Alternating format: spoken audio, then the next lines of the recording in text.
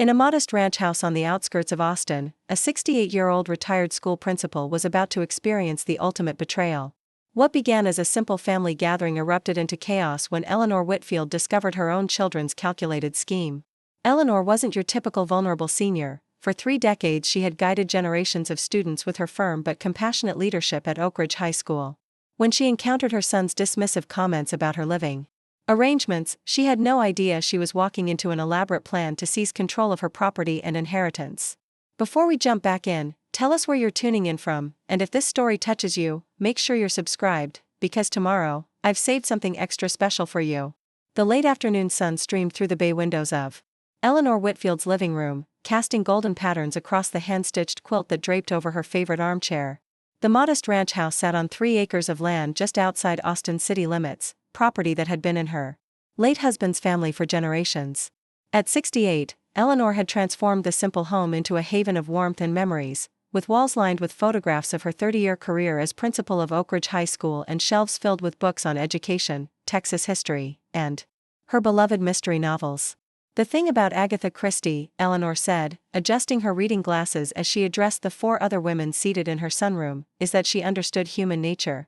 She knew that people are capable of incredible deception when money or power is at stake." Martha Rodriguez, her closest friend since college days and fellow retired educator, nodded from her seat by the window. "That's why, and then there were none, still gives me chills.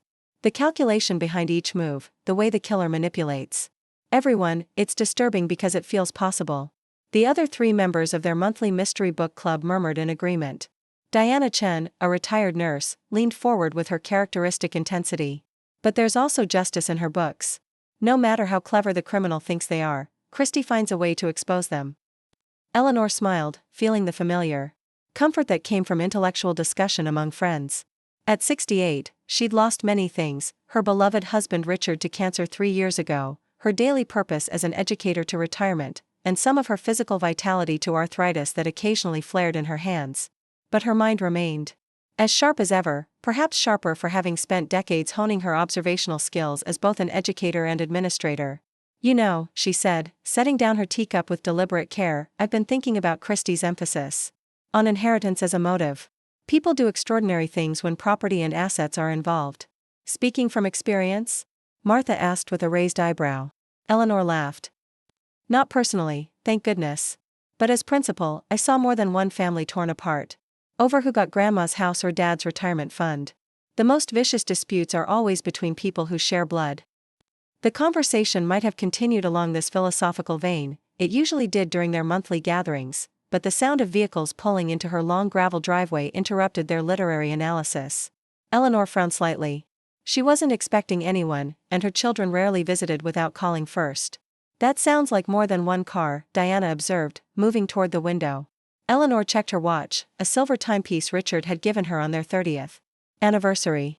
"Michael said something about stopping by this weekend, but he wasn't specific about timing." Moments later, the front door opened after a perfunctory knock, and Eleanor's son Michael entered the living room. At 45, he had his father's tall build and her own determined jaw, though his expensive suit and carefully styled hair spoke of his successful real estate development business in Houston, a world far removed from Eleanor's educator background. Behind him trailed his wife Vanessa, their 2 teenage children engrossed in their phones, and most surprisingly, Eleanor's daughter Patricia. Patricia lived in Dallas, a 3-hour drive away, where she worked as a marketing executive. The sisters rarely coordinated visits, and Eleanor couldn't remember the last time both her children had appeared unannounced on the same day.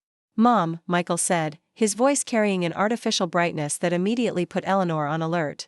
"Sorry to interrupt your little book club. We didn't realize you'd have company today."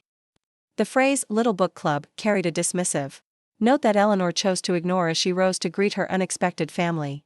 "Michael, Patricia, what a surprise. Ladies, you remember my children."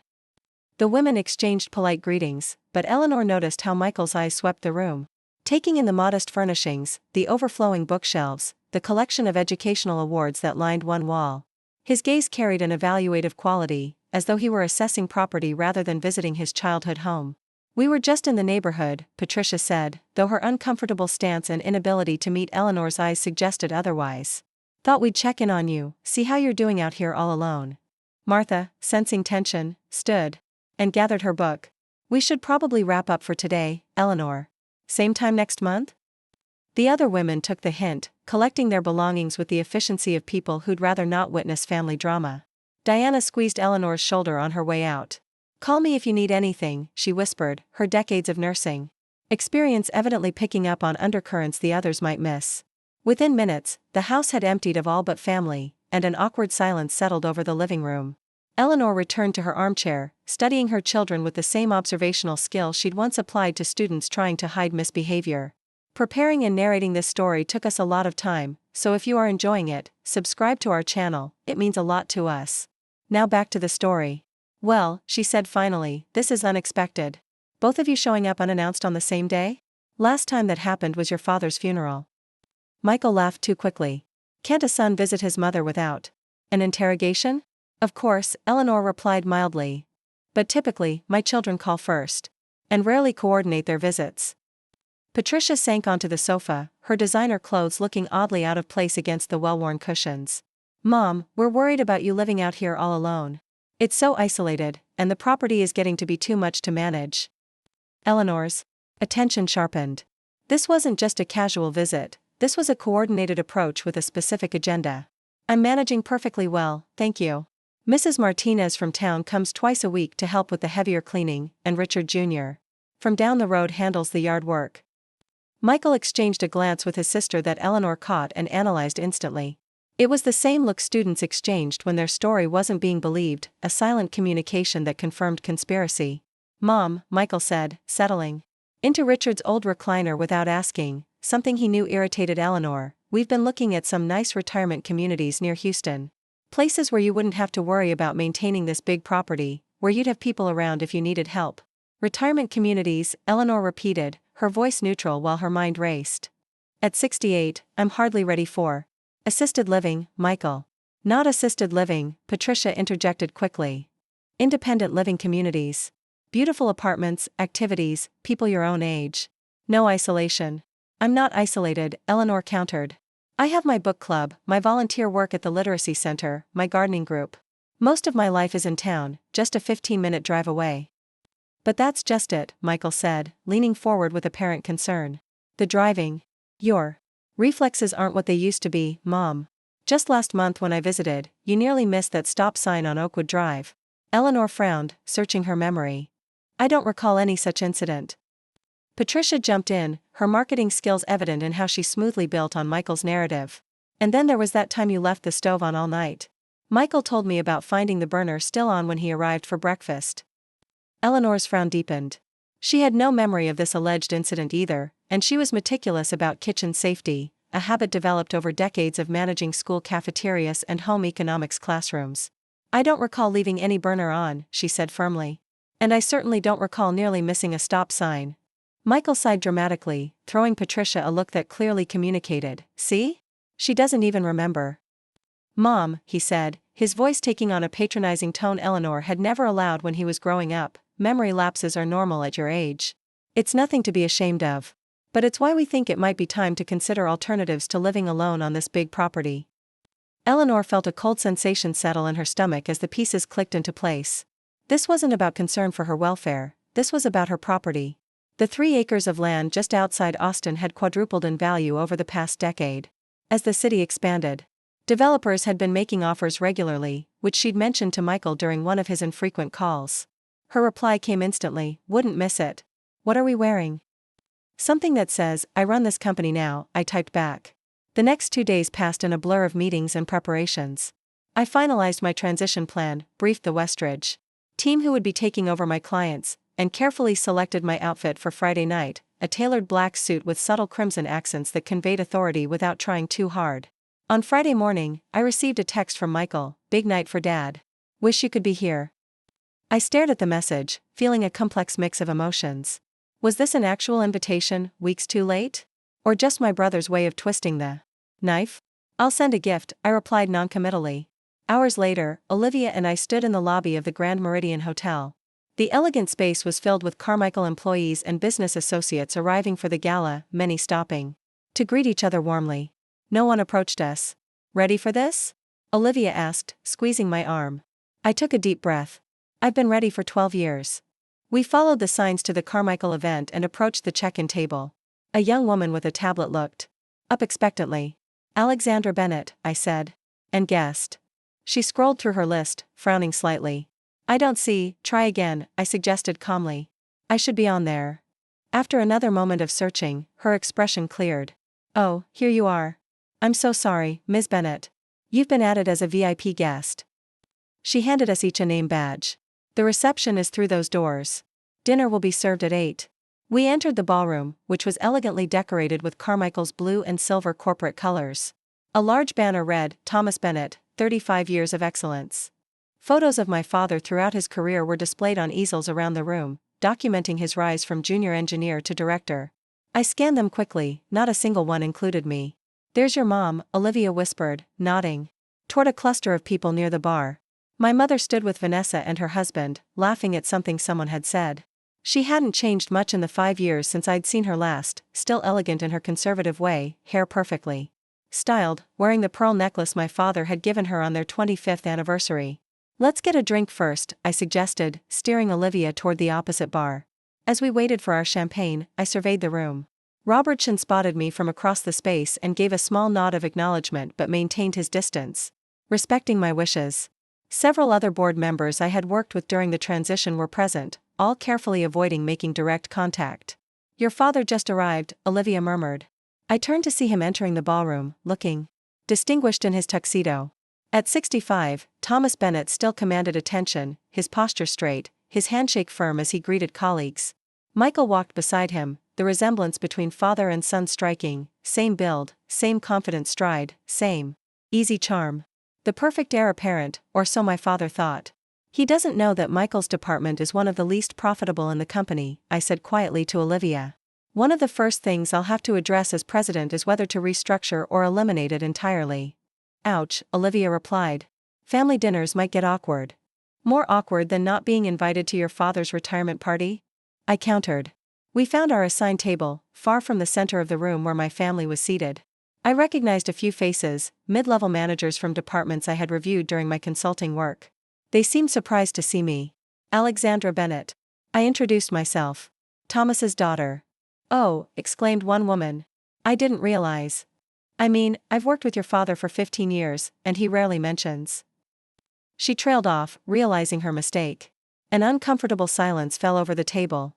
I've been away, I said smoothly. New York. Business consulting. Alexandra's being modest, Olivia interjected. She's a partner at Westridge Partners. She specializes in corporate restructuring and leadership transitions. The dinner proceeded with the expected speeches from longtime colleagues praising my father's dedication, technical expertise, and mentorship.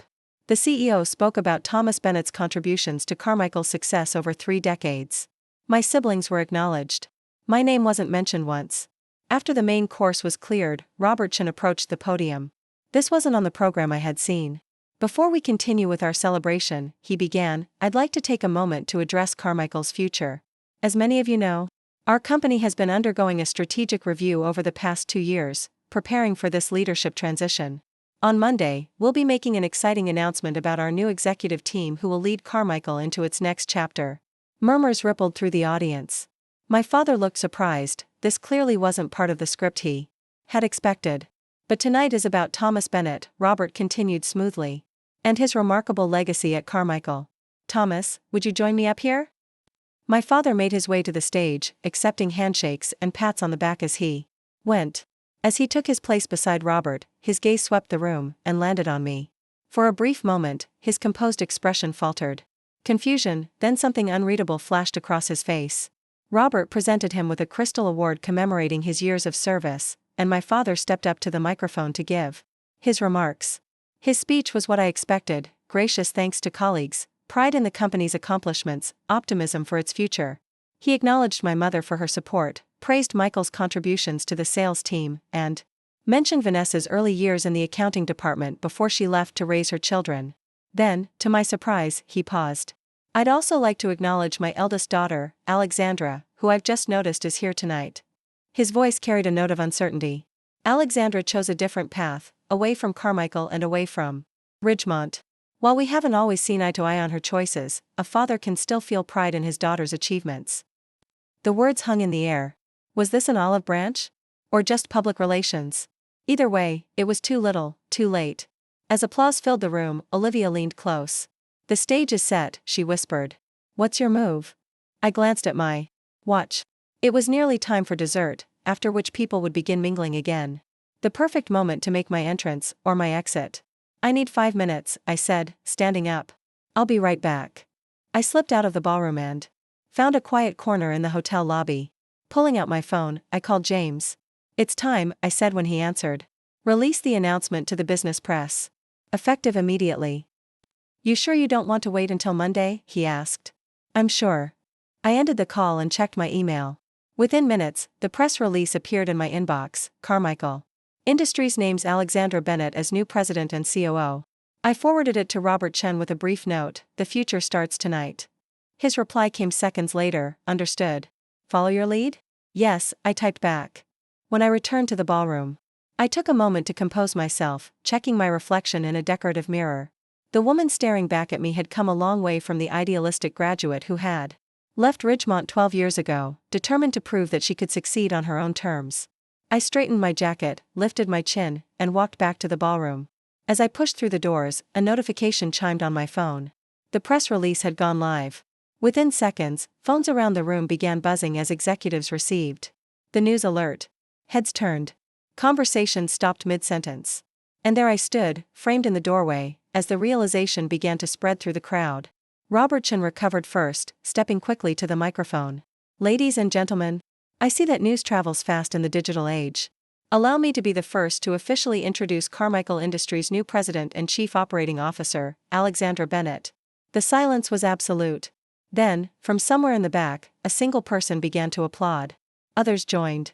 Hesitantly, then with growing enthusiasm as I walked toward the stage. I passed my family's table without glancing their way, feeling their stunned gazes following me.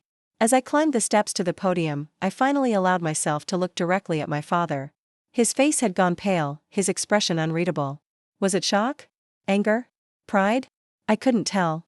And in that moment, I realized it didn't matter. I hadn't done this for his approval. I had done it because it was the right move, for me, for Carmichael, and for all the employees whose livelihoods depended on the company's success. I reached the microphone and surveyed the room, letting the moment settle before I spoke. Thank you, Robert. And thank you all for being here tonight to honor Thomas Bennett's contributions to Carmichael Industries. As his daughter, I've had a unique perspective on his dedication to this company. And as your new president, I intend to build on that legacy while guiding Carmichael into a future that none of us could have imagined when my father joined this company 35 years ago. I paused, meeting the gaze of each board member who had supported my appointment. As Sophia outlined their strategy, Eleanor felt a complex mixture of emotions: betrayal at her children's actions, determination to protect herself, and beneath it all, a profound sadness that her family had come to this point. There's one more thing, Sophia said, her expression softening slightly. This is going to be emotionally difficult. These are your children, and regardless of their motives, confronting them legally will likely damage your relationship with them permanently. Are you prepared for that? Eleanor thought of Richard, of what he would say if he knew their children were plotting to take their home, to strip her of her independence for financial gain. She thought of the values they'd tried to instill: honesty, integrity, respect. Our relationship is already damaged, she said finally. They just don't know it yet. I won't be manipulated or controlled, not even by my own children. As Eleanor drove home from the attorney's office, her mind was clearer than it had been since Michael and Patricia's visit. She had a plan now, a way to protect herself. But Sophia's warning about the possibility of emergency guardianship proceedings nagged at her. Such actions could happen quickly, with little warning, and could temporarily succeed even without solid evidence if a judge erred on the side of caution. She needed allies, people who could vouch for her competence and support her through what might become a lengthy legal battle. By the time she turned onto her long driveway, Eleanor had already begun compiling a mental list of friends, former colleagues, and community connections who might stand with her against Michael and Patricia's scheme. What she didn't expect was to find Michael's car already parked in front of her house, or to see unfamiliar figures moving inside her home through the front windows. Eleanor parked and approached her own front door with growing alarm, finding it unlocked when she knew she'd secured it before leaving. Inside, she found Michael directing two women in scrubs as they examined her kitchen cabinets, refrigerator, and medication area. What is going on here? Eleanor demanded, her principal's voice cutting through the room and causing all three to turn in surprise. Michael recovered quickly, his expression shifting to concern. "Mom, where have you been? We've been worried sick. You didn't answer your phone." "I was out," Eleanor replied, deliberately vague. "Who are these people and why are they going through my kitchen?" "This is Nurse Blackwell and Nurse Davis from Helping Hands Senior Assessment," Michael said smoothly. "I asked them to come by and evaluate the house for safety issues since you've been having some difficulties." Eleanor felt cold anger settling in her chest as she realized what was happening. Michael was creating an official record of supposed concerns, using professional witnesses. "I haven't been having any difficulties, and I didn't authorize anyone to enter my home or evaluate anything," she said firmly. "Ladies, I'm going to have to ask you to leave immediately." The nurses looked uncomfortable, glancing between Eleanor and Michael. "Mrs. Whitfield," the older nurse began gently, "your son is just concerned about your welfare. These home evaluations are standard for seniors living alone." "I am not your patient," Eleanor interrupted, "and you are in my home without my permission. That's trespassing." Michael stepped forward, his voice taking on an edge of condescension. "Mom, you're overreacting. This is exactly the kind of agitation and paranoia we're worried about. The nurses are just here to help." Eleanor turned to face her son fully, drawing on every ounce of authority she'd cultivated during her years as an educator. "Michael, let me be perfectly clear. You do not have permission to enter my home when I'm not here. You do not have the right to bring strangers into my house to evaluate me or my living conditions. And you certainly don't have the authority to make decisions about my welfare." She turned to the nurses, who were now gathering their clipboards and looking distinctly uncomfortable. "I apologize that my son has put you in this position, but I need you to leave now. And I'd appreciate it if you documented that this evaluation was conducted without the homeowner's knowledge or consent." The nurses murmured apologies and made a hasty exit, leaving Eleanor alone with her son. Michael's friendly facade had disappeared entirely, replaced by cold calculation. "You're making this much harder than it needs to be," he said. "Patricia and I are trying to help you before something serious happens. The only thing happening here is you attempting to build a case against me," Eleanor replied, her voice steady despite her racing heart. "I know exactly what you're doing, Michael. The sudden concerns about my memory and safety, the staged evidence, the professional evaluation. You're trying to establish grounds for guardianship so you can control my property." Michael's expression hardened. "You've clearly been talking to someone. A lawyer, I'm guessing? That's disappointing, Mom. We're your family. We only want what's best for you." "What's best for me is to remain in my home, managing my own affairs, making my own decisions," Eleanor countered. "And yes, I've consulted an attorney. I suggest you think very carefully about your next steps." Something shifted in Michael's eyes, a calculation, a reassessment. When he spoke again, his voice carried a veiled threat. "You know, emergency guardianship doesn't require your cooperation. If Patricia and I, along with medical professionals, testify that you're a danger to yourself, a judge will likely err on the side of caution. Especially when you're showing signs of paranoia and combativeness." The threat hung in the air between them, mother and son now openly adversaries. Eleanor felt a surge of both grief and determination. This was her son, her firstborn, now threatening to legally strip her of her autonomy for financial gain. "You should leave now," she said quietly. "And Michael? The next time you enter my home without permission, I'll call the police." After he left, Eleanor methodically checked her house for anything that might have been planted or removed. She changed the locks that afternoon, made calls to her closest friends to alert them to the situation, and spent the evening documenting every detail of the confrontation. As she sat at her kitchen table, surrounded by the home she and Richard had lovingly maintained for decades, Eleanor realized the true nature of the fight ahead. This wasn't just about property or money, it was about her fundamental right to self-determination. Michael and Patricia had significantly underestimated her intelligence, her resilience, and most of all, her willingness to fight back. The small bedroom they wanted to relegate her to in some retirement facility compared to the home and land they coveted was just the beginning. Eleanor Whitfield, retired principal and now reluctant warrior, was about to give her children a lesson they never expected to learn, that the most dangerous opponent is often the one you've underestimated. The knocking on Eleanor's door at 6:30 the next morning was both insistent and official. Through the peephole, she could see two uniformed officers standing on her porch, their expressions serious under the brim of their Texas Highway Patrol hats. "Mrs. Whitfield," the older officer asked when she opened the door. "I'm Officer Garcia and this is Officer Trenton. We received a call about a welfare check at this address." Eleanor's heart sank, but she kept her expression neutral. "I'm fine, officers. May I ask who called in this welfare check?" Officer Garcia consulted his notepad. Your daughter, Patricia Whitfield Martinez.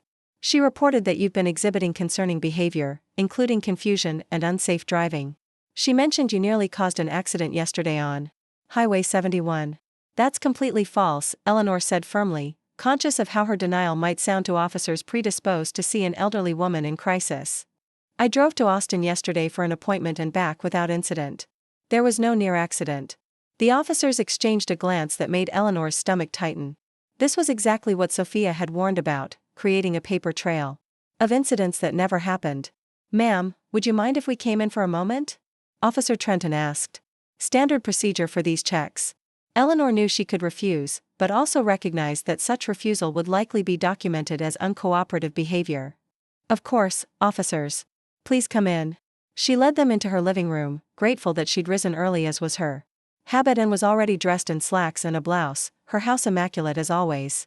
The officers conducted a cursory inspection, asking questions about her daily routine, her medical care, and her family relationships. Mrs. Whitfield, do you have any concerns about your memory or cognitive function? Officer Garcia asked carefully. None whatsoever, Eleanor replied. I volunteer twice weekly teaching adult literacy classes, I'm active in several community organizations, and I manage all my own finances and household affairs. Officer Trenton nodded, making notes. And you live here alone since your husband passed? Yes, for 3 years now. I have regular visitors, friends, my book club, and service providers who help with yard work and heavy cleaning. Mom! The voice from the doorway made Eleanor turn. Patricia stood there, her expression a perfect mask of concern. Behind her, Michael was speaking quietly on his phone. The officers called us when they were dispatched, Patricia explained, moving to Eleanor's side with a theatrical display of worry. We were so concerned after that incident yesterday. What incident? Eleanor asked sharply, aware of the officers watching this interaction closely. Mom, you called me yesterday afternoon, very confused about where you were. You said you were lost coming back from Austin. Patricia's performance was flawless, the right note of gentle concern, the pained expression of a daughter witnessing a parent's decline. I did no such thing, Eleanor said firmly, turning to the officers. I did not call my daughter yesterday. I did not get lost. And I certainly didn't almost cause an accident. Patricia threw the officers a meaningful look. She doesn't remember. This is what we've been worried about. Michael joined them, sliding his phone into his pocket. Officers, we're extremely concerned about our mother's safety. These memory lapses have been increasing, and now she's forgetting entire conversations and incidents. Eleanor felt the situation slipping out of her control. This was no longer just documentation, this was an active attempt to create an emergency situation.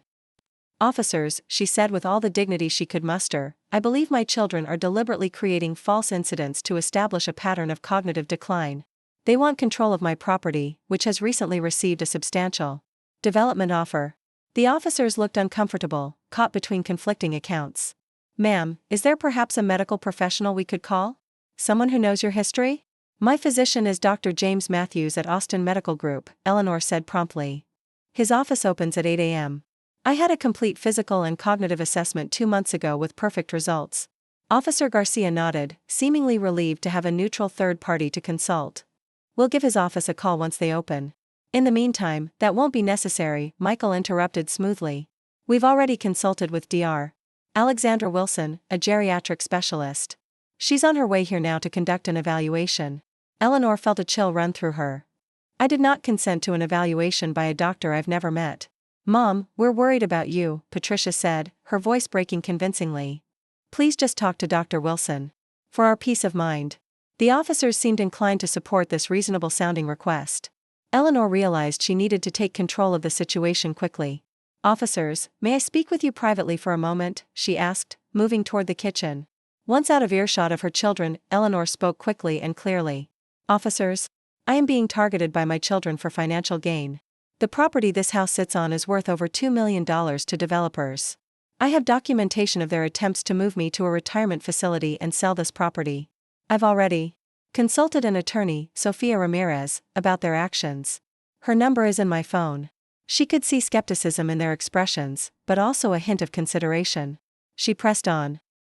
I understand how this looks, concerned children, possibly confused mother. But I am not confused. I'm being manipulated.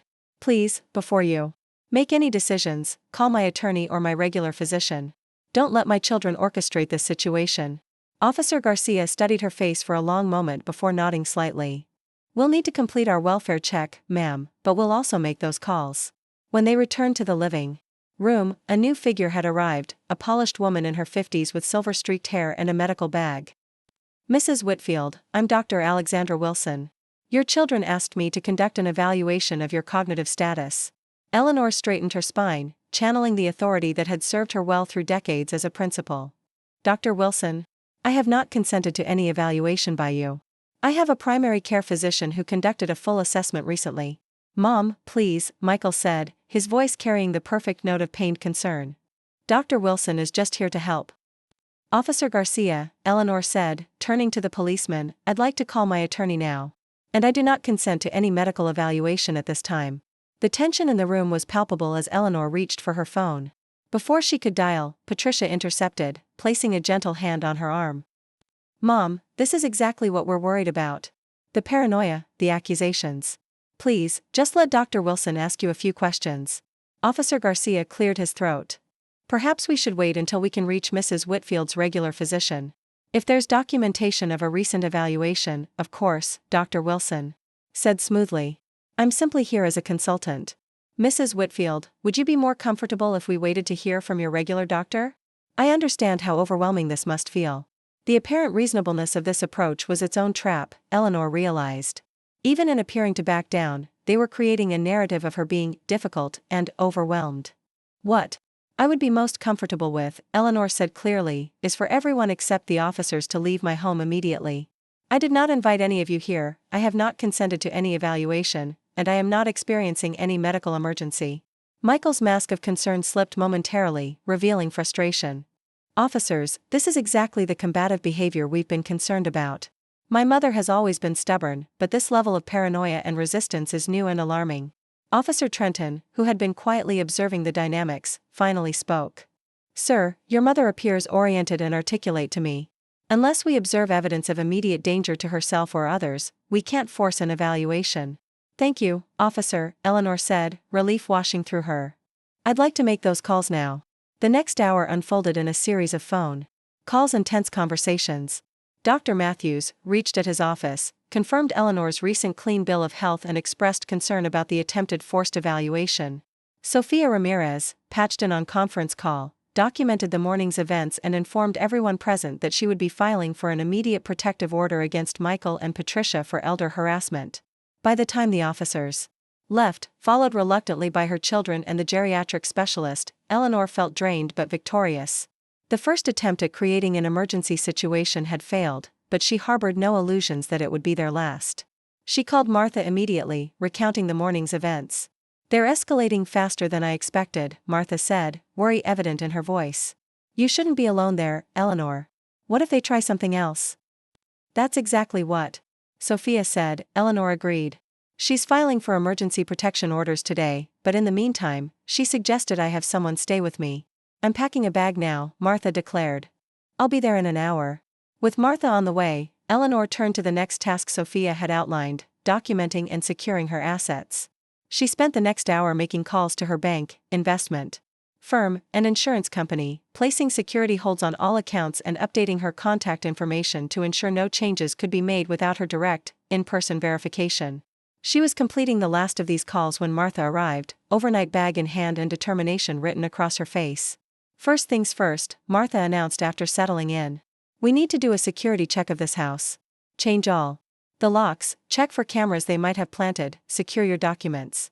Eleanor smiled gratefully at her friend's practical approach. Sophia's sending a security specialist this afternoon to do exactly that. And she's arranged for a neuropsychologist to conduct a comprehensive cognitive assessment tomorrow. Completely independent, to create documentation for court if needed. Martha nodded approvingly. Good. Now, what else can I do? Help me prepare for war, Eleanor said simply. The next 3 days passed in a whirlwind of activity. The security specialist discovered 2 small cameras hidden in Eleanor's living room and kitchen, evidence that Michael had been monitoring her movements. The locks were changed, security cameras installed, and a careful inventory taken of all important documents and valuables. The neuropsychological evaluation confirmed what Eleanor already knew: her cognitive function was not only normal but superior for her age group, with no indications of memory issues or decision-making impairment. Sophia called on the third day with both concerning news and a potential breakthrough. "They've filed the petition," she said without preamble when Eleanor answered. Emergency guardianship hearing set for Monday at 10 a.m. Eleanor's heart sank despite having anticipated this move. "So quickly? They're claiming you're in immediate danger based on the police welfare check and alleged driving incidents. They've also submitted affidavits from Dr. Wilson and a neighbor claiming to have observed concerning behavior." "Which neighbor?" Eleanor asked, mentally reviewing her rural neighbors, most of whom she rarely saw. "A Mr. James Peterson? Says he's adjacent to your east property line." Eleanor frowned. "Peterson moved to Florida last year. His property has been vacant for months." "Interesting," Sophia murmured. "That's the kind of fabrication that could backfire spectacularly in court. Now for the potential good news. I've been doing some digging into Michael's finances and found something significant. His development company, Whitfield Properties, is not just experiencing cash flow issues, as he claimed. That explains the urgency," Eleanor said, pieces falling into place. "He's not just interested in my property value, he's desperate for it." "Exactly. And there's more. I've located the private investigator they hired to follow you and document supposed incidents. His name is Ray Donovan, and he's got a questionable history, including a suspension of his license last year for falsifying evidence in a divorce case." Eleanor processed this information, her educator's mind automatically organizing and analyzing. "Can we subpoena him? Get him to testify about what Michael and Patricia asked him to do?" "Already working on it," Sophia confirmed. "Now, we need to prepare you for Monday. This won't be easy, Eleanor. They're going to attack your character, your judgment, your behavior, anything to make you appear incompetent or unsafe." "I spent 30 years handling school board meetings, budget crises, and teenage drama," Eleanor replied with grim determination.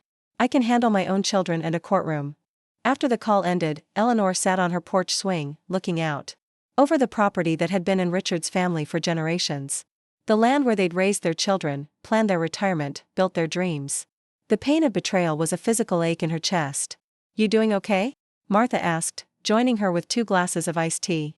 "Just thinking about what Richard would say if he could see this," Eleanor replied, accepting the glass gratefully. "Our children trying to declare me incompetent for money." Martha settled beside her, the swing creaking gently beneath them. "He'd be furious. But he'd also be proud of how you're handling it. You're not just rolling over and letting them take advantage." Eleanor sipped her tea, watching a cardinal flit between the oak trees that lined her driveway. "You know what hurts the most? They think I'm helpless, vulnerable, easy to manipulate. After all these years, they still don't really know me at all." "Their mistake," Martha said firmly. "And they're about to learn just how big a mistake it was." The weekend passed in intense preparation. Eleanor worked with Sophia and her legal team to organize evidence, prepare testimony, and anticipate every possible attack from Michael and Patricia's side. Character witnesses were arranged: former colleagues, community members, her doctor, even former students who had stayed in touch over the years. By Sunday evening, they had assembled a compelling case demonstrating not only Eleanor's complete competence but also the transparent financial motivations behind her children's actions. "Get some rest," Sophia advised during their final preparation call. "Tomorrow will be intense, but we're ready." Eleanor tried to follow this advice, but sleep proved elusive. She found herself standing in the doorway of what had once been Michael's bedroom, now converted to her home office. On the wall hung family photos: Michael's graduation from business school, Patricia's wedding, holiday gatherings when the children were young. Moments when they had been a real family, before money and property became more important than love and respect. "I won't let you take my home," she whispered to the smiling faces in the photographs. "And I won't let you take my dignity either." Monday morning dawned bright and clear, the October Texas sky a perfect blue. Eleanor dressed carefully in a navy suit she'd worn to countless school board meetings, professional, dignified, commanding respect. Martha helped her select simple pearl earrings and arrange her silver hair in its usual neat style. "You look like you're about to expel someone," Martha commented, adjusting Eleanor's collar. "In a manner of speaking, I am," Eleanor replied with a grim smile. "I'm expelling Michael and Patricia from having any control over my life." They met Sophia at the courthouse 30 minutes before the scheduled hearing. The attorney looked battle-ready in a crisp charcoal suit, flanked by 2 associates carrying document boxes and electronic tablets. "Our witnesses are all here," Sophia reported. Dr. Matthews arrived early, as did Dr. Levinson with your neuropsychological results. We have 6 character witnesses prepared to testify about your cognitive abilities and independent functioning. Eleanor nodded, drawing on the calm she'd cultivated during decades of educational crises. And the investigator? Mr. Donovan? A smile flickered across Sophia's face. Served with a subpoena yesterday. He's waiting in the witness room, looking extremely uncomfortable. As they approached the courtroom, Eleanor spotted Michael and Patricia standing with their attorney. A tall, severe-looking man she recognized from news reports as Jackson Reynolds, known for aggressive litigation tactics. Michael was impeccably dressed in an expensive suit, while Patricia had opted for a conservative dress that suggested appropriate concern for a family matter. Their eyes met across the corridor, and for a moment, Eleanor saw something flicker. Across Michael's face, not remorse or shame, but calculation. He was reassessing, recalibrating based on her confident appearance and the obvious preparation of her legal team. They expected you to come alone, or maybe with a court-appointed attorney, Sophia murmured, noting the exchange. They didn't expect this level of resistance. They never really knew me, Eleanor replied quietly as they entered the courtroom. That's their first mistake. Judge Rosario Hernandez presided over the Travis County Probate Court with a reputation for fairness and thoroughness. In her 60s herself, she regarded the assembled parties with experienced eyes as the hearing was called to order. This is a petition for emergency guardianship in the matter of Eleanor Whitfield, she began, reviewing the documents before her. I understand the petitioners, Michael Whitfield and Patricia Whitfield Martinez, are alleging their mother is experiencing cognitive decline, creating immediate safety concerns. Is that correct? Jackson Reynolds rose smoothly. Yes, Your Honor. We have documentation of multiple concerning incidents indicating Mrs. Whitfield can no longer safely manage her affairs or personal safety. And Mrs. Whitfield contests this assessment? Judge Hernandez looked toward Sophia. Vigorously, Your Honor, Sophia replied, standing. We have substantial evidence that this petition is not based on genuine concern but is a transparent attempt to gain control of Mrs. Whitfield's valuable property for financial gain. Judge Hernandez's eyebrows rose slightly. That's a serious allegation, Counselor. I'll want to see evidence supporting it. She turned back to Reynolds. You may present your case. What followed was exactly the character assassination Sophia had predicted. Reynolds methodically presented their carefully constructed narrative, Eleanor allegedly forgetting appointments, leaving the stove on, driving erratically, becoming confused during conversations. Patricia testified tearfully about her mother's supposed decline, recounting fictitious phone calls where Eleanor had been disoriented or confused. Dr. Wilson took the stand to describe her observations during the attempted home evaluation, carefully framing Eleanor's rightful resistance as evidence of paranoia and poor judgment. Throughout these testimonies, Eleanor maintained her composure, making careful notes and occasionally whispering clarifications to Sophia. She noticed Judge Hernandez watching her closely, no doubt observing her reactions and demeanor. When Michael took the stand, his performance was masterful, the concerned son, the reluctant petitioner, the child forced to take painful action to protect a parent from herself. And what specifically prompted you to seek emergency guardianship at this time? Reynolds asked. Michael adopted a grave expression.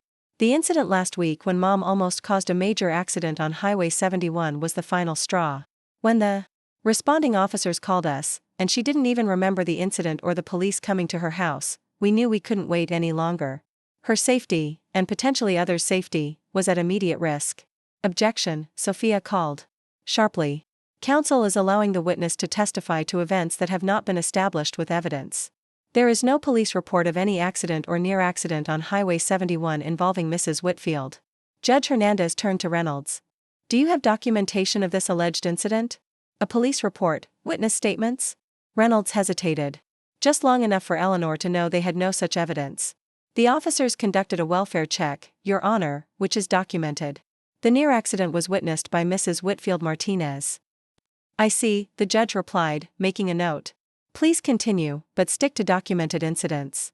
When Sophia's turn came to cross-examine Michael, she approached with the calm precision of someone setting a trap. Mr. Whitfield, you testified that your mother's safety is your primary concern, is that correct? Absolutely, Michael answered firmly. And these concerns about her cognitive abilities, when did they first arise? Michael shifted slightly.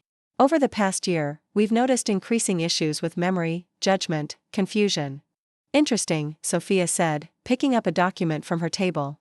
Because according to this Christmas card you sent your mother just 4 months ago, you wrote, and I quote, "Mom, your energy and sharp mind continue to amaze us. 68 looks great on you." A murmur ran through the courtroom as Michael's face tightened. "Well, I was trying to be encouraging. Or perhaps your concerns about your mother's cognitive abilities arose more recently, perhaps around the same time you learned about the $2.1 million offer for her property from Austin Edge Developments?" Sophia suggested, introducing another document into evidence. The questioning continued relentlessly as Sophia methodically dismantled Michael's testimony, exposing contradictions, timeline inconsistencies, and most damaging, his company's desperate financial situation that created a clear motive for seeking control of Eleanor's assets. By the time Sophia called Ray Donovan, the private investigator, to the stand, the momentum had clearly shifted. Donovan, faced with potential perjury charges and his already precarious professional license, testified reluctantly but truthfully about being hired to document Eleanor's activities, and about being pressured to find or create evidence of cognitive impairment. When it was finally Eleanor's turn to testify, she took the stand with the quiet dignity that had defined her professional life. Judge Hernandez regarded her thoughtfully as Sophia led her through questions about her daily activities, her cognitive function, her financial management, and finally, the systematic campaign of manipulation her children had conducted. "Mrs. Whitfield," Judge Hernandez asked directly, "your children have suggested you're resistant to appropriate assistance as you age. Are you opposed to accepting help when needed?" Eleanor met the judge's gaze steadily. "Your Honor, I welcome appropriate assistance. Mrs. Martinez helps with my yard work. I have a housekeeper twice monthly. I participate in senior fitness classes to maintain my health. What I oppose is being declared incompetent and stripped of my autonomy for financial gain disguised as concern." The judge nodded, making notes. "And if your cognitive status were to decline in the future? Have you made plans for that possibility?" "Yes, Your Honor. I've updated my advance directives and power of attorney, designating my friend Martha Rodriguez and my attorney Ms. Ramirez as co-agents, with specific provisions for regular independent assessment and court oversight if guardianship ever becomes necessary." After Eleanor's testimony, Sophia presented their medical evidence, Dr. Matthews confirming Eleanor's excellent health, Dr. Levinson presenting the results of the comprehensive neuropsychological evaluation showing superior cognitive function, and a parade of character witnesses testifying to Eleanor's continued sharp intellect and appropriate independent functioning. By the time closing arguments concluded, Eleanor felt drained but cautiously optimistic. Judge Hernandez called a brief recess to review the evidence before rendering her decision. In the courthouse corridor, Eleanor found herself face to face with Patricia, who had stepped away from Michael and their attorney. "Mom," Patricia began, her voice lower than before, "I want you to know this wasn't my idea. Michael said we needed to present a united front, that it was the only way to protect the family legacy." Eleanor studied her daughter's face, searching for sincerity and finding instead the familiar pattern of Patricia avoiding responsibility, placing blame elsewhere. "The family legacy," Eleanor repeated quietly. "Is that what you call trying to declare your mother incompetent to steal her home? Is that what your father would have wanted?" Patricia flinched at the mention of Richard. "You don't understand. Michael's company is failing. He's in desperate trouble financially. He convinced me this was the only way." "I understand perfectly," Eleanor replied. "You both made choices. And now you'll both live with the consequences." When court resumed, Judge Hernandez didn't keep them waiting. Her decision was clear and unequivocal. Having reviewed all evidence and testimony presented, this court finds no credible evidence supporting the petition for emergency guardianship of Eleanor Whitfield. To the contrary, the evidence overwhelmingly demonstrates Mrs. Whitfield's continued cognitive competence and appropriate independent functioning. Eleanor felt a wave of relief wash over her, but the judge wasn't finished. Furthermore, this court finds disturbing evidence suggesting this petition was filed in bad faith, with the apparent motivation of gaining control of Mrs. Whitfield's substantial assets. The court is particularly troubled by evidence of fabricated incidents, false testimony, and the employment of a private investigator asked to create evidence of impairment. Judge Hernandez fixed Michael and Patricia with a stern gaze. "This court is referring this matter to the district attorney's office for investigation of potential charges including attempted exploitation of an elderly person, filing false reports, and perjury. Additionally, I am issuing a protective order prohibiting Michael Whitfield and Patricia Whitfield Martinez from having any contact with Eleanor Whitfield for a period of 90 days, pending the outcome of the criminal investigation." The gavel fell with finality, and Eleanor sat motionless, absorbing the complete victory. Sophia squeezed her hand gently. "It's over," she whispered. "You won." As they left the courtroom, Eleanor caught a glimpse of Michael's face, shock giving way to anger as the reality of his failure sank in.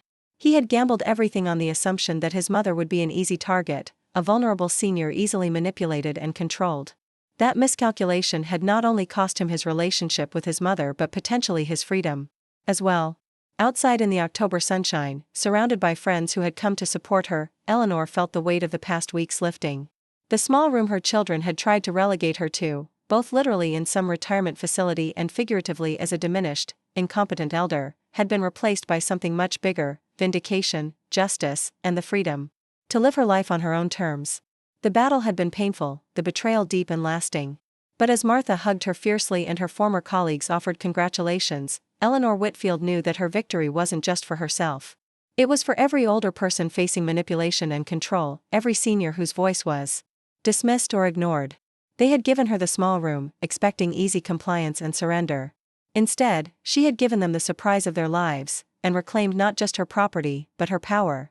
The morning sun cast long shadows across Eleanor's front porch as she sat with her second cup of coffee, watching a family of cardinals flit between the oak trees. 2 weeks had passed since the courtroom victory, but the echoes of that battle continued to reverberate through her life in unexpected ways. Her phone chimed with a text message from Sophia. Channel 4 called again.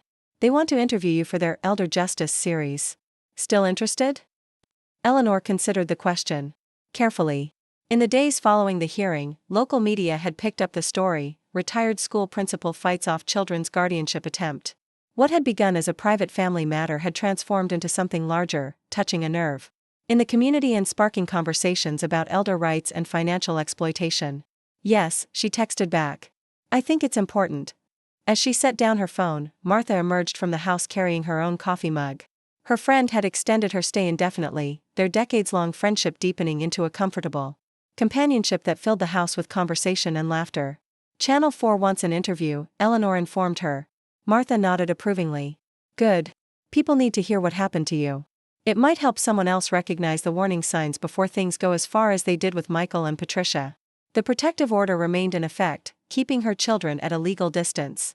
The district attorney's office had opened an investigation into their actions, though Eleanor harbored mixed feelings about the possibility of criminal charges. The relationship had been shattered beyond repair, but the thought of her own children facing prosecution still brought her pain. Did you see this? Martha asked, holding out her tablet. On the screen was a news article about Jackson Reynolds, the attorney who had represented Michael and Patricia. The Texas Bar Association had opened an ethics investigation into his handling of multiple guardianship cases, including Eleanor's. Sophia mentioned they were looking into his practice, Eleanor said. Apparently, our case wasn't the first time. He pursued questionable guardianship petitions. First domino to fall, Martha observed. Your stand might end up protecting a lot of other seniors. Eleanor hadn't considered this wider impact. She'd been fighting for her own freedom, her own home, not thinking about systemic change or broader implications. The realization that her personal battle might help others facing similar situations added a layer of meaning to her victory. Later that morning, Eleanor drove into Austin for her weekly volunteer session at the Literacy Center. Teaching adults to read had been her passion project since retirement, a way to continue her lifelong commitment to education outside the school system. Today, however, the atmosphere at the center felt different. The administrative staff greeted her with knowing smiles, and several of her students approached with newspaper clippings about her case. Ms. Whitfield, we saw you in the paper. Maria Gonzalez, a 52-year-old grandmother working toward her GED, said proudly. You showed those lawyers who's boss. Eleanor smiled, somewhat embarrassed by the attention. I just stood up for myself, Maria. No, ma'am, Juan Perez, another student, interjected. You stood up for all of us who get pushed around because people think we're too old or don't know enough to fight back. Throughout the morning, Eleanor found herself fielding questions not just about reading and writing, but about legal rights. How to find an elder law attorney, and what warning signs to watch for in family members with financial motives. By the end of the session, she realized her role had expanded beyond literacy teacher to informal advocate and advisor. On the drive home, Eleanor's phone rang through her car's Bluetooth system. The caller ID showed Austin Edge Developments, the company that had been pursuing her property. Mrs. Whitfield, a smooth male voice greeted her after she answered. This is Victor Chandler, CEO of Austin Edge. I hope I'm not catching you at a bad time. Not at all, Mr. Chandler, Eleanor replied cautiously. What can I do for you? Actually, I was hoping to discuss what I might do for you, he said. I understand you've been through quite an ordeal recently, and I want to assure you that my company had absolutely no involvement in your children's actions. I never suggested you did, Eleanor noted, making the turn onto her rural road. Nevertheless, the timing of our most recent offer and their guardianship attempt creates an unfortunate appearance. I'd like to meet with you, in person, to discuss a new approach that might benefit both your interests and ours. Eleanor considered the request. Victor Chandler's company had been persistently professional in their previous offers, never pushy or manipulative. And she was curious about what this new approach might entail. I'd be willing to meet, she said finally. But I'll have my attorney present. Of course, Chandler agreed readily. How about tomorrow afternoon at your attorney's office? That would be neutral ground. After arranging the details, Eleanor continued home, her mind churning with possibilities. She had no intention of selling the property. It was her home, her sanctuary, her connection to Richard. But professional courtesy suggested at least hearing what Chandler had to say. That evening, as she and Martha prepared dinner together, Eleanor received an unexpected visitor. Sheriff Deacon Mills, whom she knew from school board meetings years ago, arrived with an official-looking envelope. Evening, Eleanor, he said, removing his hat as she opened the door. Hate to bother you, but I've got a court summons that needs personal delivery. Eleanor invited him in, offering coffee which he gratefully accepted. As they sat at her kitchen table, he explained the situation with evident discomfort. It's a civil suit, he said, sliding the envelope across to her. Your son Michael is suing you for defamation, intentional infliction of emotional distress, and damage to his business reputation. Eleanor stared at the document, stunned by this new attack. He's suing me? After what he tried to do? Sheriff Mills shook his head. Between us, Eleanor, it's the damnedest thing I've ever seen. Man tries to declare his mother incompetent, fails, and then sues her for damaging his reputation when people find out what he did. Martha, who had been listening from the doorway, snorted in disbelief. That's rich.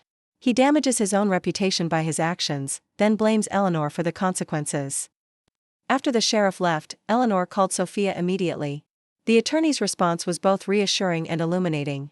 This is a desperate move, Eleanor, Sophia explained. Michael's business is collapsing, investors are pulling out, and the criminal investigation is proceeding. This lawsuit is an attempt to pressure you into a settlement, money in exchange for dropping the criminal complaints. Can he do that? Eleanor asked. He can try, Sophia replied grimly. But he won't succeed. This is textbook SLAP, strategic lawsuit. Against public participation. It's designed to intimidate you into silence.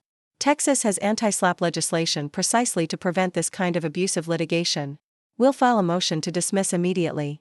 After hanging up, Eleanor sat at her kitchen table, the lawsuit papers spread before her.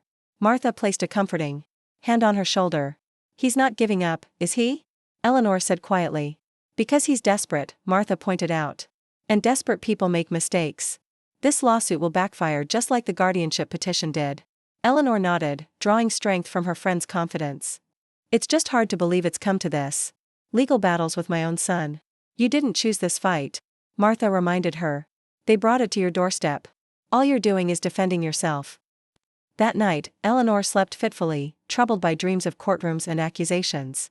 She woke early, watching the sunrise from her bedroom window and thinking about the meeting with Victor Chandler later that day. What new approach could his development company possibly offer that would change her mind about selling? By the time she arrived at Sophia's office for the 2 p.m. meeting, Eleanor had resolved to listen with an open mind but firm boundaries. The property was not for sale, at least not under conventional terms. Victor Chandler proved to be younger than Eleanor had expected, perhaps mid-40s, with a thoughtful demeanor that contrasted with the aggressive developer stereotype. He arrived with a female colleague he introduced as Amara Jackson, Austin Edge's Community Relations Director. After introductions and pleasantries, Chandler got straight to the point. Mrs. Whitfield, our previous approaches to acquiring your property were straightforward purchase offers. Today, I'd like to propose something different, a partnership. Rather than a purchase. Eleanor raised an eyebrow, intrigued despite herself. What kind of partnership? Chandler signaled to Amara, who opened a sleek portfolio and spread architectural renderings across Sophia's conference table. We call it the Whitfield Educational Center, Chandler explained as Eleanor leaned forward to examine the drawings. A mixed-use development that would preserve your home as a historical centerpiece while developing portions of the land for residential and commercial use. The renderings showed Eleanor's ranch house restored and expanded, surrounded by gardens and walking paths, with modern buildings set respectfully back from the original structure. Your home would be converted into a community education center, Amara elaborated, offering literacy programs, after-school tutoring, GED preparation, continuing the educational legacy you built during your career. Eleanor studied the plans carefully, noting how they preserved the character of her home while transforming the surrounding acreage into a thoughtfully designed community space. And my role in this would be, she asked. You would retain lifetime rights to live in a portion of the house, Chandler explained. You'd also serve as Director Emeritus of the educational programs, with a dedicated budget and staff. We'd establish the Whitfield Educational Foundation as a nonprofit entity, with you on the board of directors. Sophia, who had been listening silently, posed the crucial question, and the financial arrangements?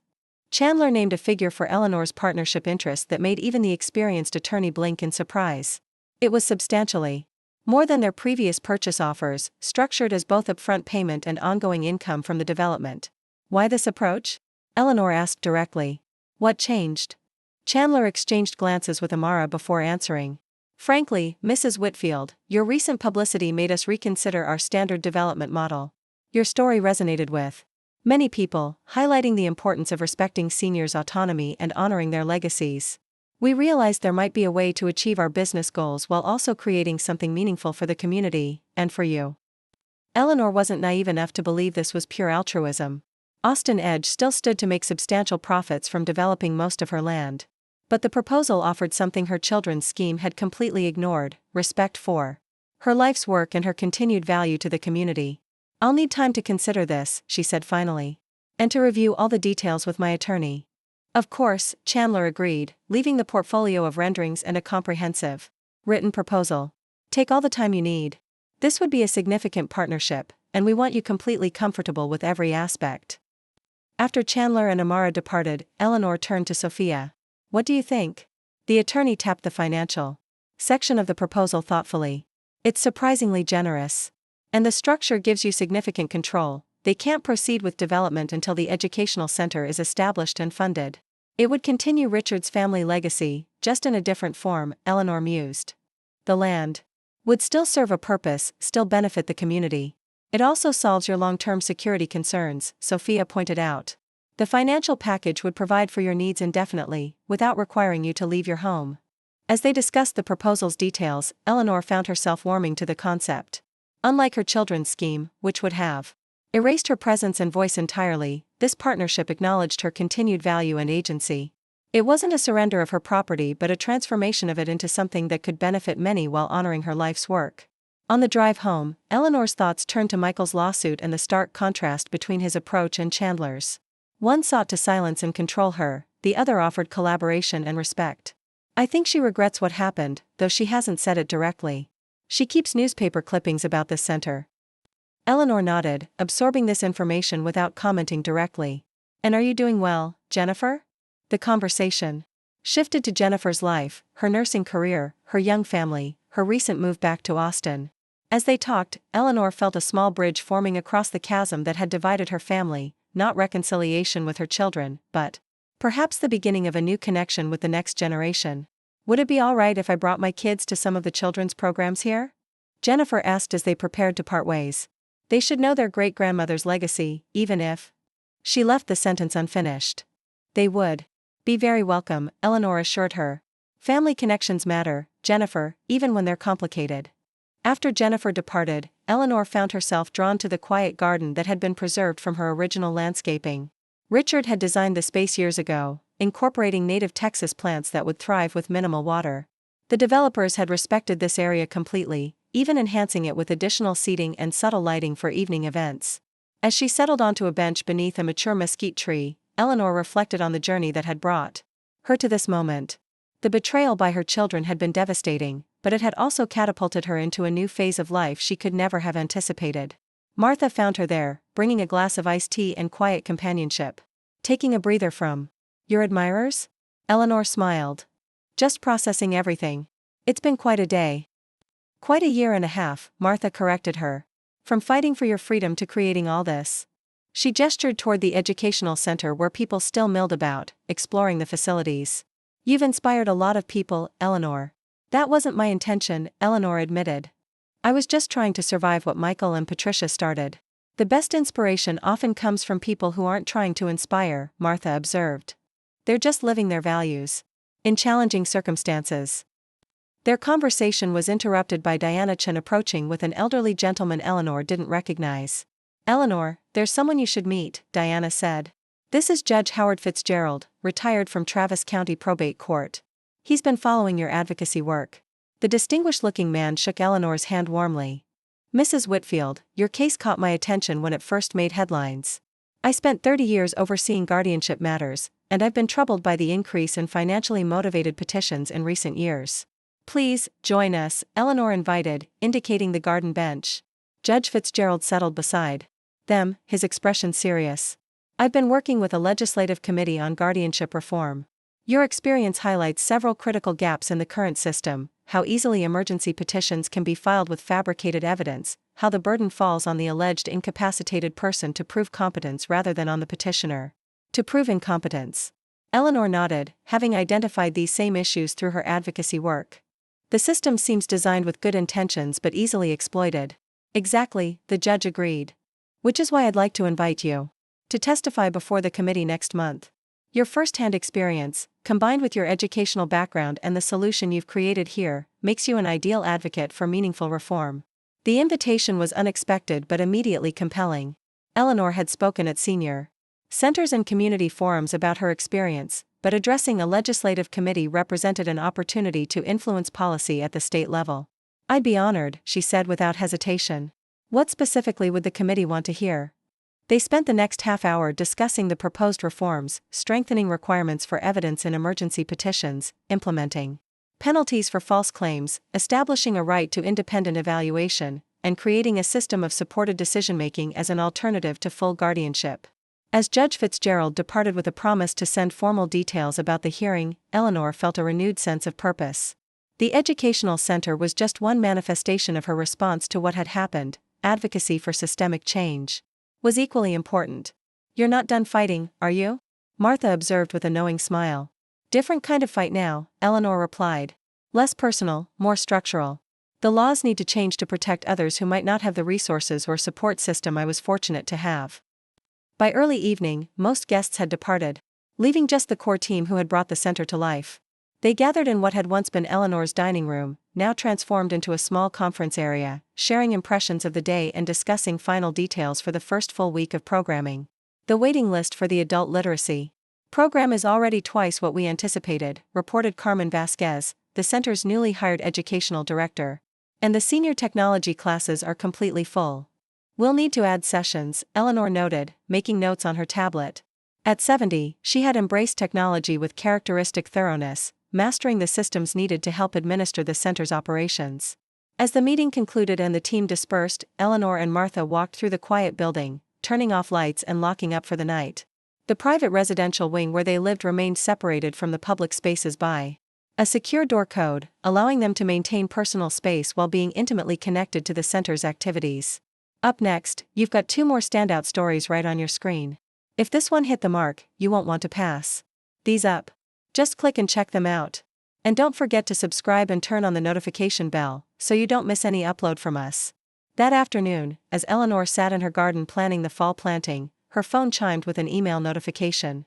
It was from Sophia, forwarding a message from Jackson Reynolds, Michael and Patricia's former attorney. The subject line read, "Settlement offer, Whitfield versus Whitfield." With some trepidation, Eleanor opened the email. Reynolds proposed dropping Michael's lawsuit entirely in exchange for Eleanor signing a confidentiality agreement about the guardianship case and making a joint statement that the whole matter had been a family misunderstanding. Eleanor laughed out loud at the audacity of the request, startling a nearby cardinal into flight. She forwarded the email to Sophia with a single-word response, "No." Some things weren't negotiable. Her voice, her right to tell her story, and potentially help others avoid similar situations, was one of them. Michael's lawsuit was simply another attempt to silence her, and she would not yield to intimidation. As the sun began its descent toward the horizon, casting long shadows across her beloved property, Eleanor felt a profound sense of peace settle over her. The battles weren't all won yet. Michael's lawsuit would likely proceed to the dismissal. hearing, and the partnership with Austin Edge would require ongoing attention to details and implementation. But the fundamental victory had been secured. She had defended her right to self-determination. She had protected her home and transformed it into a legacy that would outlive her. And perhaps most importantly, she had discovered new purpose in sharing her experience to help others facing similar challenges. They had tried to relegate her to a small room in some anonymous facility, dismissing her voice and value. Instead, she had created something expansive, a future that honored her past while opening new possibilities for herself and her community. The surprise she had given them wasn't just legal defeat, it was the revelation that age didn't diminish her strength, her vision, or her capacity to create meaningful change. It was a lesson Eleanor Whitfield, lifelong educator, hoped would resonate far beyond her own story. 18 months after the courtroom victory, Eleanor stood at the podium in front of the newly completed Whitfield Educational Center. The spring sunshine glinted off the building's glass and steel additions that harmoniously flanked her original ranch house, now beautifully restored and transformed into the heart of the complex.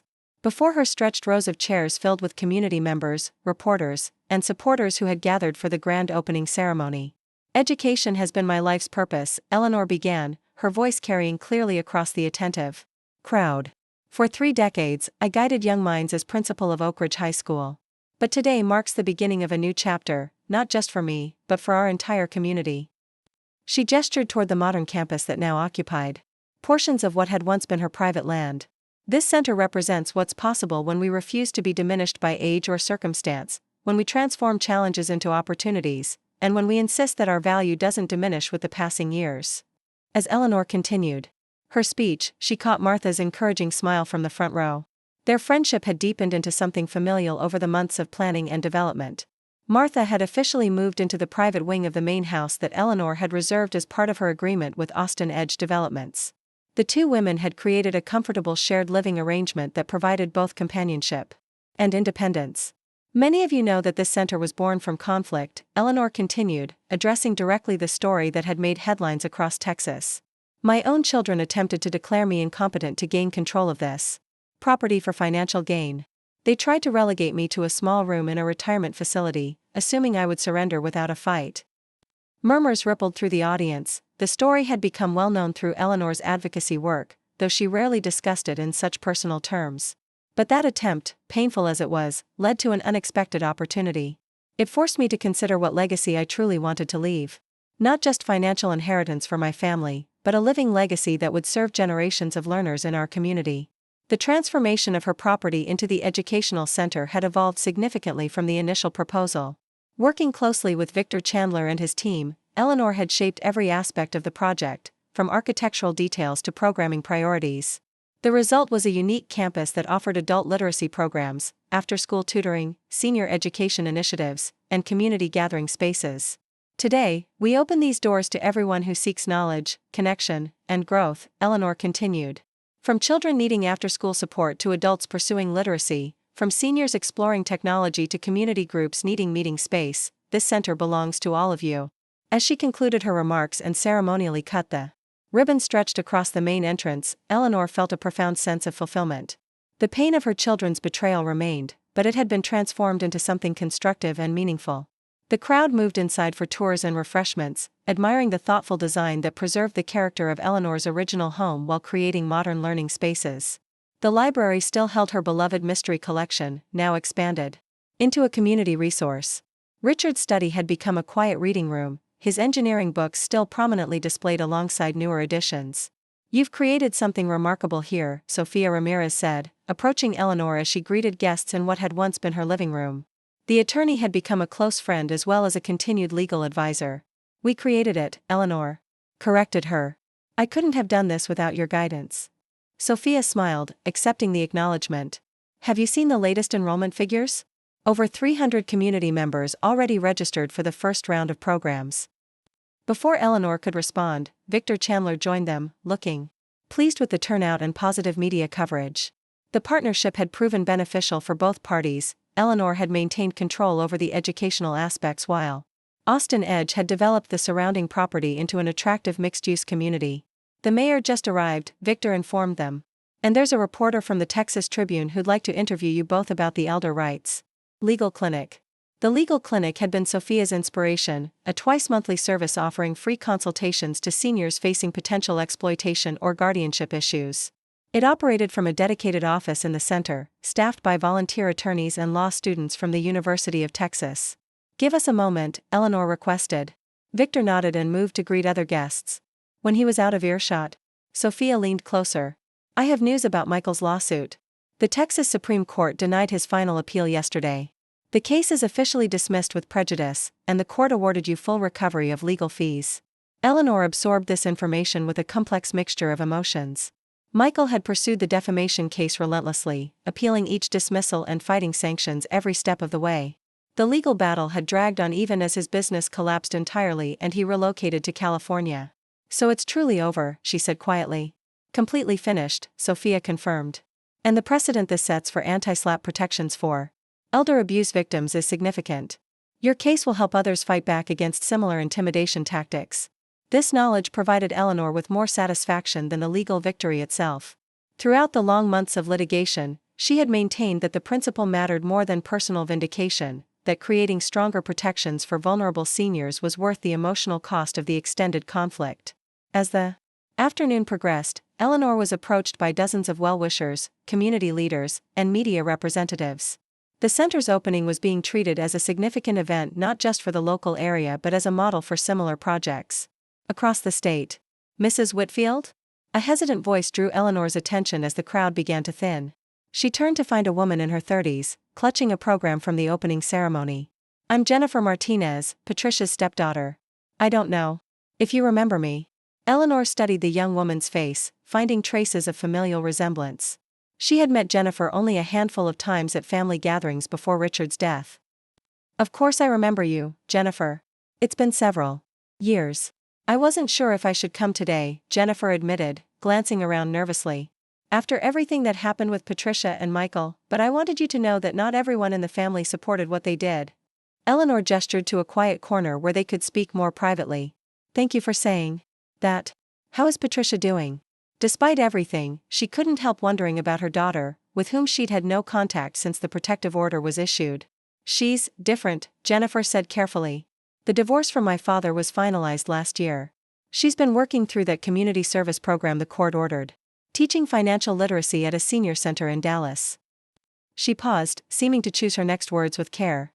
The difference was revealing. The next morning brought news that Sophia's motion to dismiss Michael's lawsuit had been scheduled for an expedited hearing. The legal battle would continue, at least for now. But Eleanor found herself less troubled by this knowledge than she might have expected.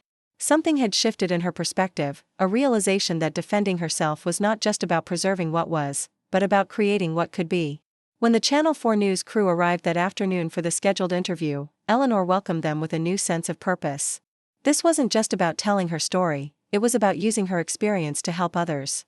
"Mrs. Whitfield," the reporter began once the cameras were rolling, "your case has garnered significant attention as an example of attempted elder exploitation. Can you tell our viewers what warning signs they should watch for in their own families?" Eleanor leaned forward slightly, her educator's instinct for clear communication taking over. "The warning signs often begin subtly, concerned comments about memory or safety that don't match your actual experience. Questions about financial arrangements or property values. Suggestions that your home is too much to manage, even when you're managing it perfectly well. How did you realize what was happening?" "When I noticed the disconnect between their claims and reality," Eleanor explained. They described incidents that never happened, a pot left burning, bills unpaid, confusion about dates. Creating a false narrative is a common tactic in these situations. The reporter nodded encouragingly. "What advice would you give to seniors facing similar situations?" "First, trust your instincts," Eleanor said firmly. "If something feels wrong, it probably is. Second, document everything. Keep a journal of interactions, save emails and texts, record phone calls if legal in your state. And third, don't try to fight alone. Reach out to friends, community resources, and especially specialized legal help." "And what about family members who have genuine concerns about aging parents?" Eleanor appreciated the balanced question. Legitimate concern comes with respect and transparency. It involves the senior in decision-making rather than making decisions for them. It focuses on supporting independence, not removing it. And crucially, it doesn't rush cognitive decline. When it's real, typically happens gradually and can be assessed by medical professionals without emergency petitions or forced evaluations. The interview continued for nearly an hour, covering not just Eleanor's personal experience but broader issues of elder rights, legal protections, and community resources. By the time the crew packed up their equipment, Eleanor felt she had contributed something valuable, transforming her painful experience into practical guidance for others. Later that evening, as she and Martha sat on the porch watching fireflies emerge in the gathering dusk, Eleanor received an unexpected call from Diana Chen, the retired nurse from her book club. "Eleanor, I just saw your interview on Channel 4, Diana said without preamble. "You were magnificent, clear, informative, inspiring." "Thank you," Eleanor replied, somewhat surprised by her friend's enthusiasm. "I just tried to be honest about what happened." "Well, your honesty has already made a difference," Diana continued. "My neighbor's daughter has been pressuring her to sell her house and move to Florida, for her own good. After watching your interview, my neighbor called an elder law attorney to protect herself. You've started something important here." After they hung up, Eleanor shared Diana's comments with Martha, who nodded knowingly. "I'm not surprised. Your story touches on something many seniors fear but don't know how to address, losing control of their lives to well-meaning or not-so-well-meaning family members." "I never expected to become some kind of advocate," Eleanor admitted. "The best advocates are often those who never planned on the role," Martha observed. "They're thrust into it by circumstance and discover they have something vital to contribute." Over the next several days, Eleanor received more calls and emails. From former colleagues, community members, even strangers who had seen her interview. Some shared similar experiences, others asked for advice or resources. A local senior center invited her to speak at their monthly luncheon. The County Aging Services Department asked if she would consult on their educational materials about financial exploitation. What had begun as a personal fight for her home and autonomy was evolving into something larger, a platform to address issues that affected thousands of seniors across Texas and beyond. Amidst this unexpected public role, Eleanor continued her private deliberations about Austin Edge's proposal. She visited the literacy center where she volunteered, imagining how an expanded facility could serve more students with better resources. She walked her property with fresh eyes, envisioning how portions of it might transform while preserving the heart of what made it special. A week after the initial meeting, she invited Victor Chandler and Amara Jackson to her home, along with Sophia and a small team of advisors Eleanor had assembled, an architect who specialized in historical preservation, an educator who ran a successful community learning center, and a financial planner who worked specifically with seniors. "I'm interested in moving forward," Eleanor told them as they gathered in her living room, "but with some modifications to ensure this truly serves the community and honors this land's history." What followed was not a negotiation but a collaborative design session. Eleanor's team proposed adjustments to the original concept, more green space, sustainable building practices, programs specifically targeting underserved populations in the county. Chandler and Amara proved surprisingly receptive, recognizing that Eleanor's educational expertise and community connections added value to the project. By late afternoon, they had sketched a revised vision that satisfied both Eleanor's priorities and Austin Edge's business requirements. The Whitfield Educational Center would become reality, breaking ground the following spring. "You'll want to read the fine print carefully," Sophia cautioned as the development team departed. "But I have to say, this partnership model gives you far more protection and involvement than a simple property sale would have." "It feels right," Eleanor said simply. "This way, the land continues to serve a purpose beyond just financial value. And I get to be part of shaping that purpose." Later that evening, as Eleanor reviewed the preliminary agreement documents, her phone rang. The caller ID showed a number she didn't recognize. "Mrs. Whitfield? This is Thomas Jensen from the district attorney's office. I'm calling about the investigation into your son and daughter's actions." Eleanor tensed, bracing for news of criminal charges. "Yes, Mr. Jensen? We've completed our initial investigation and found sufficient evidence to proceed with charges of attempted elder exploitation and filing false reports," he explained. "However, before we move forward, I wanted to discuss the possibility of an alternative resolution." "What kind of alternative?" Eleanor asked cautiously. "Your son and daughter have both indicated willingness to enter a diversion program that would include community service focused on elder issues, financial restitution to cover your legal expenses, and mandatory education on elder rights and exploitation. In exchange, we would defer prosecution pending successful completion of the program." Eleanor considered this option carefully. Criminal charges against her children would further rupture an already broken family. While she couldn't Imagine reconciliation, especially with Michael. She took no pleasure in the thought of them facing prosecution. This diversion program, would it include some form of public acknowledgement of what they did? She asked. Yes, Jensen confirmed.